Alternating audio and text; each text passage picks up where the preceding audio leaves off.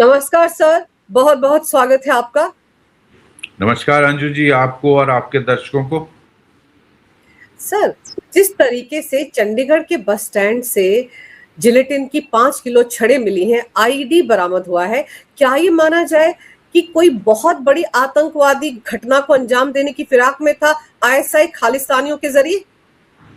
मुझे लगता है जो आप कह रही हैं वैसा ही कुछ प्लान था, क्योंकि पाकिस्तान की आईएसआई पंचे से देखने में आया काफ़ी सक्रिय है। और मुझे लगता है जो वहाँ गवर्नमेंट है, शायद उनकी तरफ से खालिस्तानियों को खुली छूट मिली हुई है, क्योंकि जिस तरह की गतिविधियां देखने में आ रही हैं, ये जो सेक्टर 43 से चंडीगढ़ से ये जो आईडी रिकवर हुई है, जिलेटिन स्टिक्स मिली हैं और इसमें डेटोनेटर था, पावर सोर्स था, तार थी, रिमोट कंट्रोल था। ये सारा पूरा उपकरण था जो इसको इस्तेमाल करने के लिए यूज़ किया जाता है। और ये आईडी का मिलना कि बहुत ही महत्वपूर्ण है, क्योंकि सेक्टर 43 से 3-4 स्टेट्स को वहाँ से लॉन्ग रूट बसेस जाती हैं, इंटरस्टेट टर्मिनल टाइप जैसा है। और आप जानती हैं कि, और आपके दर्शक भी जानते हैं कि पंजाब में कुछ दिनों में इलेक्शन आने वाली है, और इस तरह की आईडी का मिलना, आप इमेजिन करें अगर 50-60 सीटर बस जा रही हो, लेट से दिल्ली जा रही हो, जम्मू की तरफ आ रही हो या शिमला की तरफ जा रही हो और चंडीगढ़ से, और उसमें इस तरह की आईडी ब्लास्ट हो जाए तो अगर हाहाकार मच जाएगी। अगर 60-70 लोग वहां जख्मी हो जाए, मारे जाएं, तो आप इमेजिन करें कितना हाहाकार मच जाएगा। तो इस तरह की जो साजिश है ये नाकाम हुई। जिस तरह सिक्योरिटी एजेंसीज ने इस आईडी को रिकवर किया, मुझे लगता आईएसआई का ये पूरा प्लान था कि कोई वहाँ बवाल किया जाए।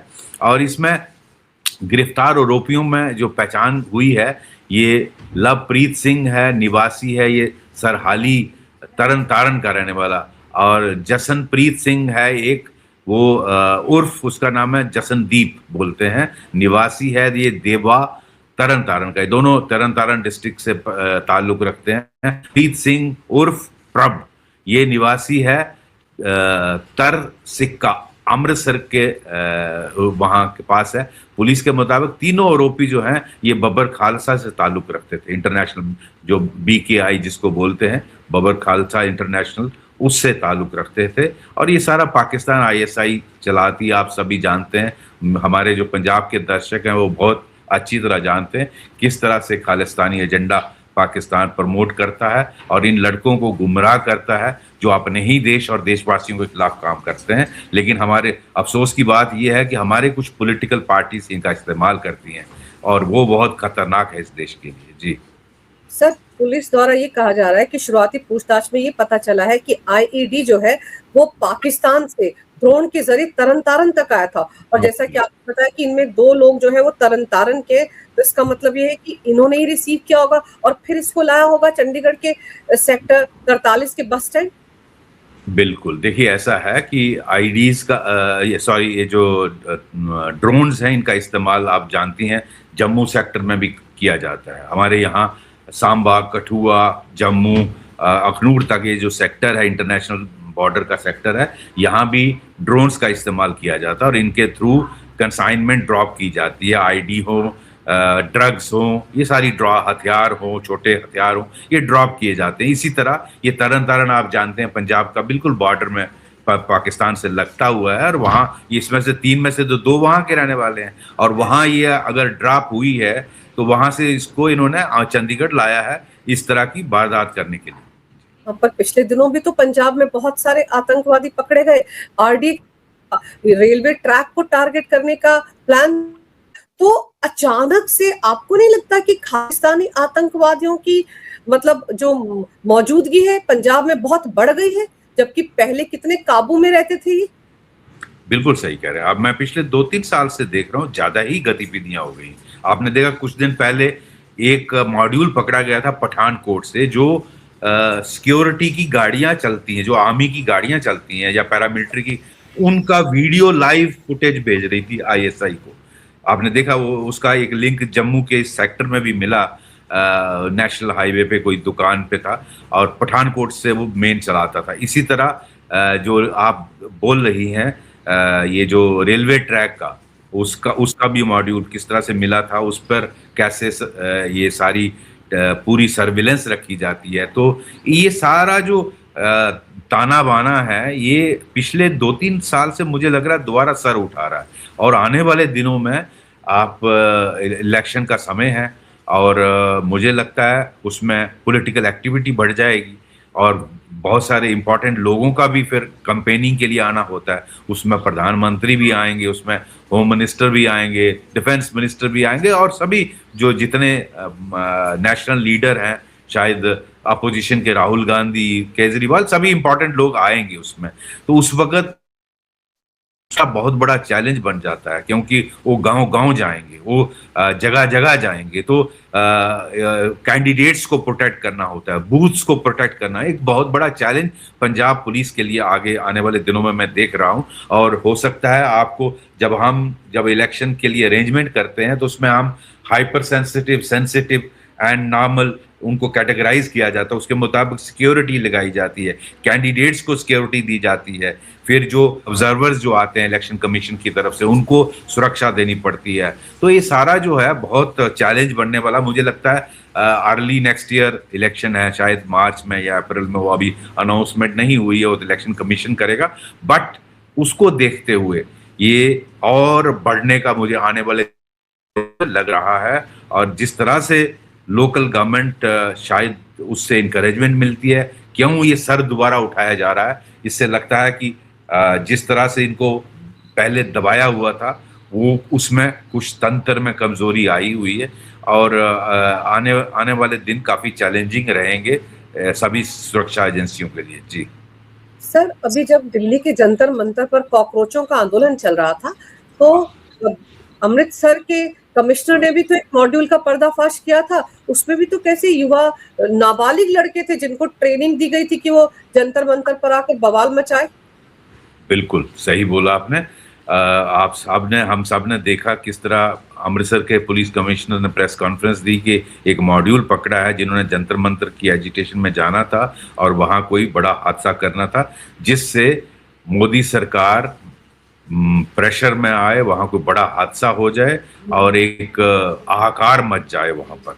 और वो अफसोस की बात यह है कि उसकी प्रेस कॉन्फ्रेंस के इमीडिएटली बाद पुलिस कमिश्नर साहब को लोकल गवर्नमेंट ने, जो पंजाब की सरकार है, उन्होंने ट्रांसफर कर दिया। उसका काफी बैकलैश हुआ। ये चीज नहीं होनी चाहिए थी और ये रादर शाबाशी देने के बजाय, क्योंकि उन्होंने एक ऐसा मॉड्यूल निकाला जो आईएसआई के इशारे पर ये सब कुछ करना चाहता था और इस तरह का उन्होंने आप इमेजिन करें अगर वो कामयाब हो जाते तो जंतर मंतर में पहले ही इतना बवाल है, अगर एक टेरर इंसिडेंट हो जाता तो क्या हो जाता। ऐसा ही एक मॉड्यूल अगर आपको याद होगा वेस्ट बंगाल पुलिस ने पकड़ा था, जिसमें एक बांग्लादेश से किस तरह से एक ऑपरेटिव आया था और एक लड़की वहां उसमें इन्वॉल्व थी और उन्होंने वर्दी पहन के जाना था यहाँ जंतर मंतर में और एक हादसा करना था।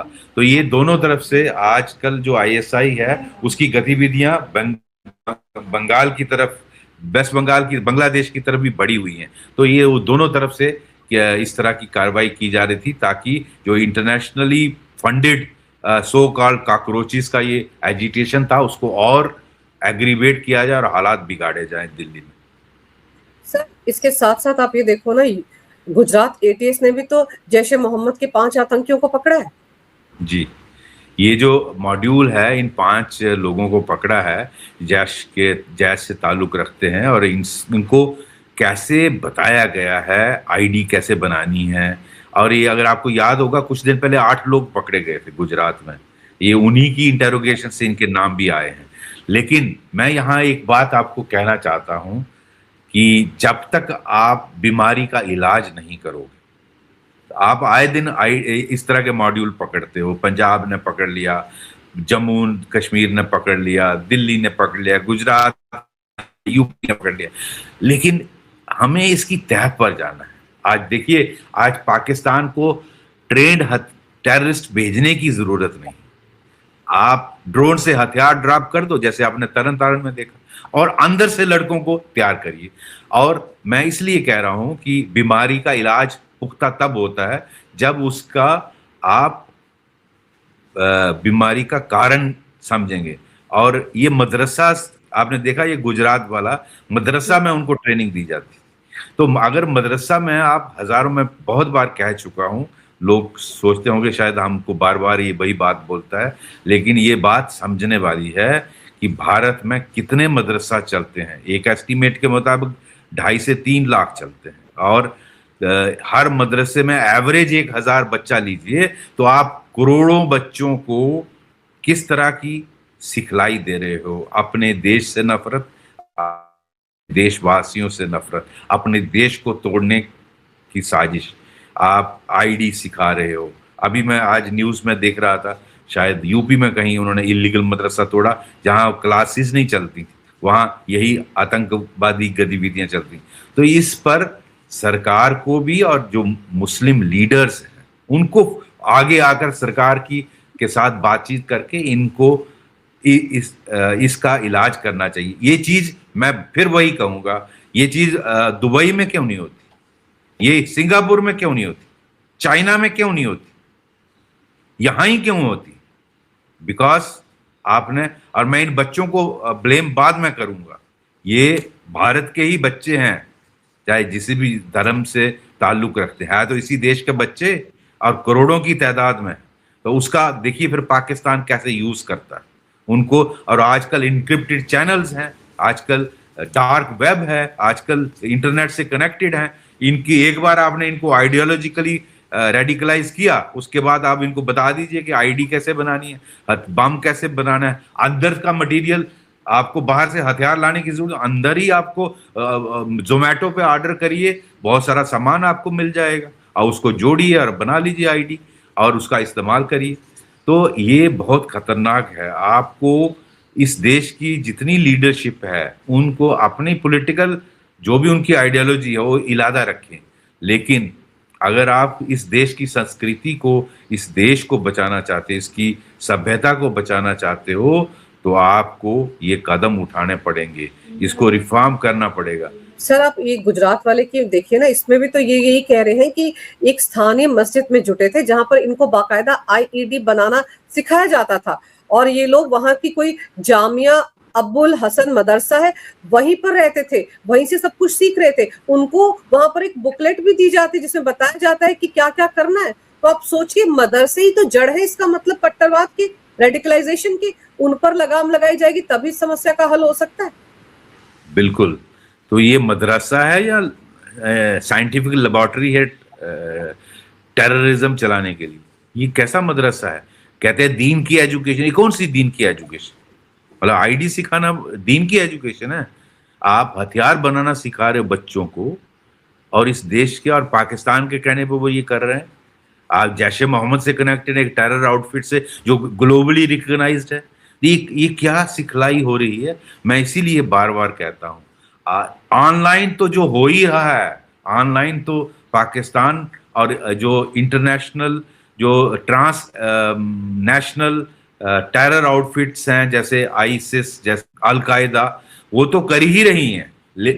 पाकिस्तान की आईएसआई सबकी जन्मदाता है, लेकिन जो लश्कर, जैश, ये आईएसआई के कहने पे करवा रहे हैं और आईएसआई यहाँ इसका इस्तेमाल करती है।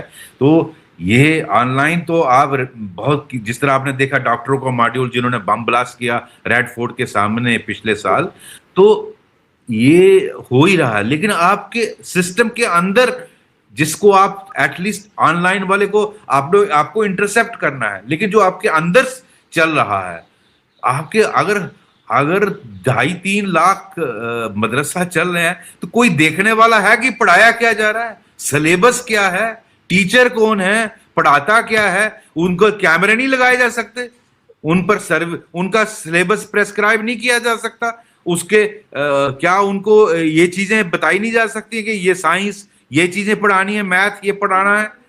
उनको देशभक्ति का गाना सिखाने में आपको तकलीफ है किसी को पढ़ाने में? क्या वो उनको ये नहीं मालूम कि जनगण मन क्या होता है? तो आप क्या पैदा कर रहे हो? करोड़ों बच्चों को क्या पैदा कर रहे हो? इस देश में क्या किसी की जिम्मेवारी नहीं है? वो किसी chief minister, prime minister, home minister की जिम्मेवारी नहीं है। बाकी जो इस्लामिक लीडर्स बनते हैं बड़े बड़े स्कॉलर, इस्लामिक स्कॉलर, उनकी जिम्मेवारी नहीं बनती है। जो ये इतना हर छोटे छोटे बात में फतवा निकालने वाले हैं, उनकी जिम्मेवारी नहीं बनती। ये देश उनका नहीं है, या बोल दें वो ओपनली कि उनका देश नहीं है। ये फिर किस बात के लीडर बने हैं वो मुस्लिम वर्ल्ड के? वो क्यों नहीं इसमें आगे आकर इसको कर सकते कि भाई ये क्या सिखा रहे हो, आईडी सिखा रहे हो, ये मदरसा है, ये कौन सी दीन की एजुकेशन है? तो सर इस यहाँ पर पर एक बुक गहरी इस पर वो करनी पड़ेगी। एक मुझे लगता है चिंता करने की जरूरत है सभी लीडरशिप को, चाहे उनका वोट बैंक मुस्लिम कम्युनिटी का हो, डजंट मैटर।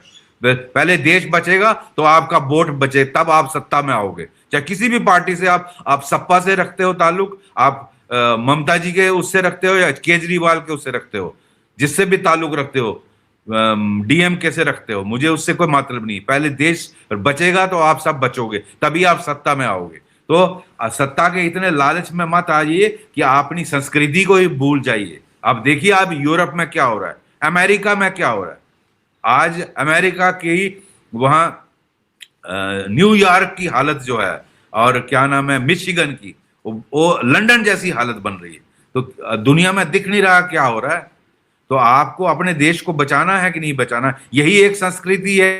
सर ये जो मदरसा जहां पर ये गुजरात वाले आतंकवादी रखे गए थे, वहां पर उनको एक बुकलेट मुहैया करवाई गई थी। इस बुकलेट का टाइटल देखिए क्या था, अकेला मुजाहिद जिहाद कैसे करे। कैसे कर ये सकता जो है? हाँ। किताब, ये मदरसा कौम पूरी तरह से जिहाद में लिप्त है। इसका एजेंडा स्पष्ट है, देश की बर्बादी, मजबूत सुरक्षा एजेंसियों के चलते इनके इरादे नाकाम साबित हो रहे हैं। आप सोचिए, इनको पढ़ाया क्या जा रहा है, अकेला मुजाहिद जिहाद कैसे करे।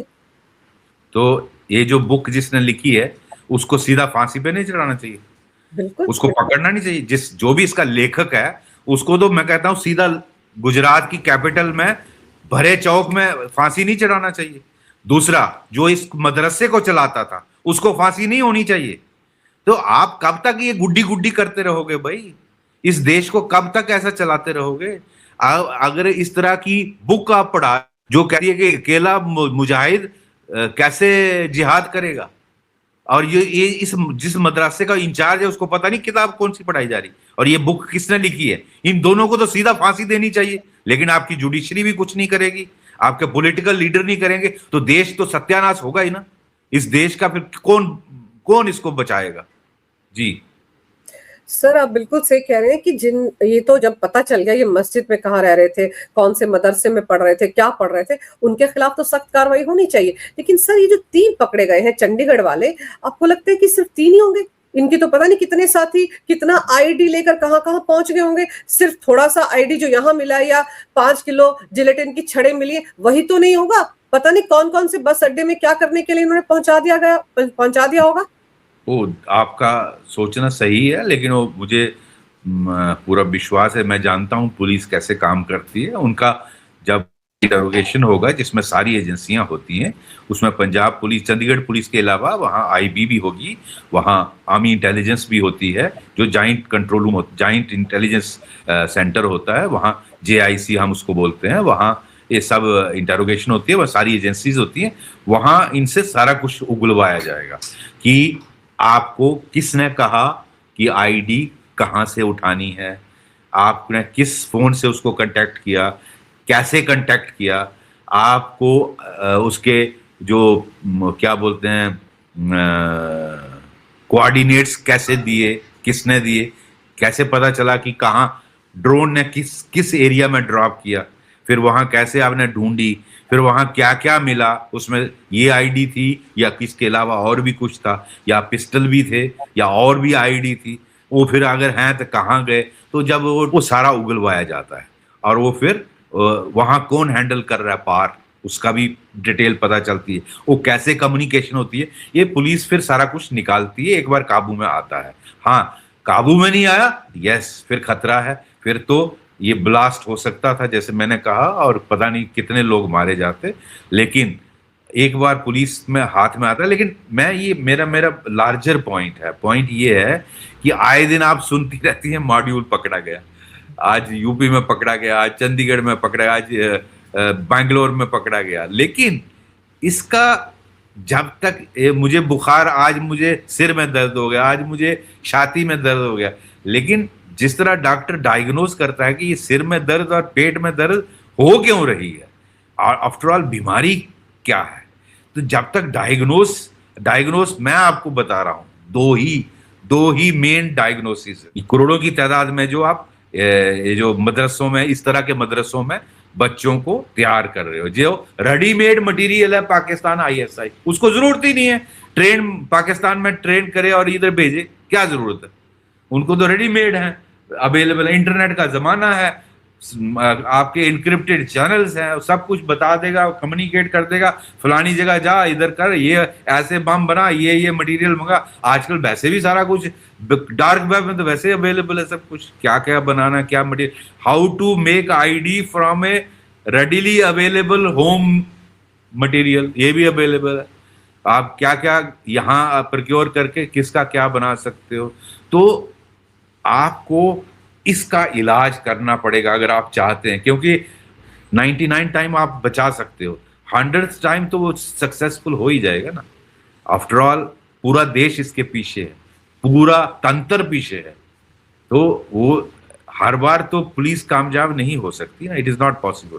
तो हालांकि बहुत काम, मैं कहूँगा इंडियन इंटेलिजेंस, इंडियन जो RAW है, IB है, आर्मी इंटेलिजेंस है, ये हमारी इंटेलिजेंस एजेंसीज और हमारी जो पुलिस फोर्सेस हैं, बहुत बहुत हद तक वो कामयाब हैं। और जिस तरह से टेररिज्म को हैंडल इंडिया की सिक्योरिटी एस्टेब्लिशमेंट ने किया, मैं पूरी दुनिया को स्टडी करता हूँ, आई डोंट थिंक किसी भी दुनिया में इतना सक्सेसफुली, जो अमेरिकन बड़ी डींग मारते थे उनकी हालत आपने अफगानिस्तान में देखी, इराक में देखी, उनकी हालत आपने अब ईरान में देखी, तो वो बड़ी डींगे मारते थे सुपर पावर, इस तरह से इंडियन एस्टेब्लिशमेंट ने किया। कोई भी इस तरह से, जिस तरह के हालात जम्मू कश्मीर में थे 3.5 डिकेड से हम देख रहे हैं, अगर ऐसी स्थिति किसी और दुनिया की सिक्योरिटी एस्टेब्लिशमेंट को फेस करना पड़ता, इतना आसान नहीं था, और बहुत बहुत हालांकि कुर्बानी देनी पड़ी। मेरे ख्याल वीरगति को प्राप्त 5,500 सिक्योरिटी फोर्सेस और पुलिस के लोग कश्मीर में लड़ते हुए, जम्मू कश्मीर में लड़ते हुए अपनी जान खो बैठे। 5,500 बहुत बड़ा नंबर होता। तो ये जो है इस तरह का आपके, और पाकिस्तान तो रुकने वाला है नहीं, लॉन्ग टर्म स्ट्रेटेजी बनानी पड़ेगी। जो दूसरा पॉइंट मैंने बोला मदरसा वाला, अंदर वाला, दूसरा जो ऑनलाइन हो रहा है, उसको मैंने कहा था, पिछली बार भी रिक्वेस्ट की थी कि इसके लिए आपको monitoring, even at the cost of impinging on privacy पर, जिस तरह चाइना हर एक आपके जहां से भी आप क्रॉस करते हो आपका फेशियल कैच करता है, जो भी फेशियल वो है आपका, वो स्कैन करता रहता है, कैमरेज लगे होते हैं। इस तरह का आपको भी भारत में हर स्टेट में, कैपिटल में आपका कौन क्या एक्सेस कर रहा है इंटरनेट पे, वो सोशल मीडिया पे, उसको मॉनिटर करने का तंत्र बनाना पड़ेगा, और हो सके तो डिस्ट्रिक्ट लेवल तक। ये जब तक 2 कदम आप नहीं उठाएंगे, पाकिस्तान रुकने वाला नहीं है। जी सर, ऐसा लग रहा है कि पंजाब पुलिस 2 फ्रंट पर लड़ाई लड़ रही है। एक तो वहां की जो सरकार है, भगवंत मान सरकार, उससे लड़ाई लड़ रही है, और दूसरी तरफ से इन खालिस्तानियों के साथ। आप देखिए ना, खालिस्तानी आतंक फैलाने के लिए कितने सक्रिय हो गए पंजाब में, लेकिन दूसरी तरफ भगवंत मान को देखिए, वो बेंत सिंह जो पंजाब के पूर्व CM थे, जो ब्लास्ट में मारे गए थे, उनके हत्यारे, वो जो जगताप सिंह हवारा है, उसकी रिहाई के लिए, जो उम्र कैद की सजा काट रहा है, उसकी रिहाई के लिए उसको पैरोल पर छोड़ दिया जाए, इसके लिए राज्यपाल को चिट्ठियां लिख रहे हैं, अमृतपाल को बाहर निकाल दो, इसके लिए वहां पर लोग सड़क पर उतरे हुए हैं। तो जब सरकार ही खुद इस तरह के कामों में लगी कि जो खालिस्तानी जेल में बंद है उनको छोड़ा जाए, तो फिर जो ISI सर, उनके हौसले बुलंद क्यों नहीं होंगे? बिल्कुल होंगे, क्योंकि ये आप, मुझे लगता है ये जो भगवंत मान की सरकार है, ये सिंपैथी वोट उन खालिस्तानी एलिमेंट्स का लेना चाहती है, इसीलिए इनको कैसे रिहा करवाया जाए। इसकी माँ बहुत बीमार है, अब कितना दर्द हो रहा है, chief minister, sitting chief minister writing about a killer, a terrorist, शर्म तो नहीं आती उसको। और दूसरा, अमृतपाल सिंह को छुड़वाने उसका पीएसए जो एनएसए है, हमारे स्टेट में पीएसए बोलते हैं, एनएसए जो है उसको किस तरह रिहा करनी, क्या एनएसए तोड़ा जाए।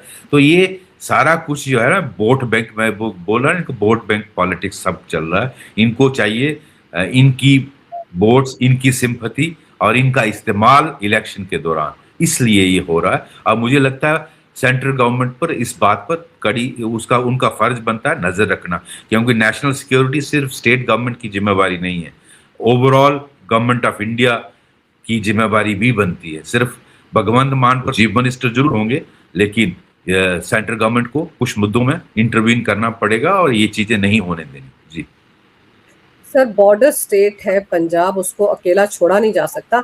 अगर भगवंत मान के हवाले छोड़ा जाता है तो आप याद कीजिए अमृतपाल सिंह, वो तो 32 दिन तक लापता रहा था पंजाब के अंदर, पंजाब पुलिस उस तक पहुंच नहीं पा रही थी।